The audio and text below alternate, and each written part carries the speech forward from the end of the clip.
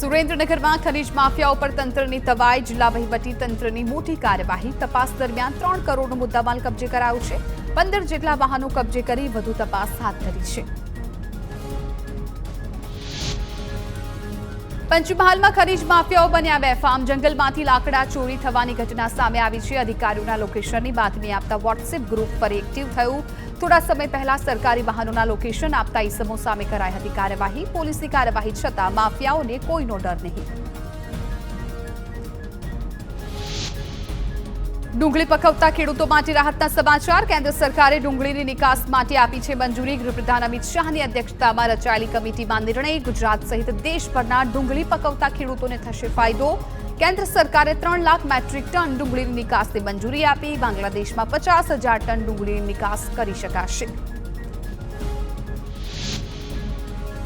જૂનાગઢ પોલીસનું શહેરમાં અનેક ઠેકાણે ચેકિંગ. અસામાજિક તત્વોની બેઠક સ્થળો પર હાથ ધરાઈ છે તપાસ.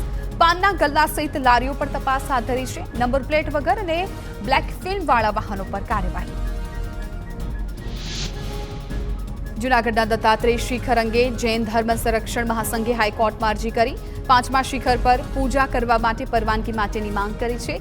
દત્તાત્રેય શિખર 24મા તીર્થકરની તપોભૂમિ અને મોક્ષભૂમિ હોવાનો અરજીમાં ઉલ્લેખ. પર્વત પરના દબાણોને પણ અરજીમાં ઉલ્લેખ.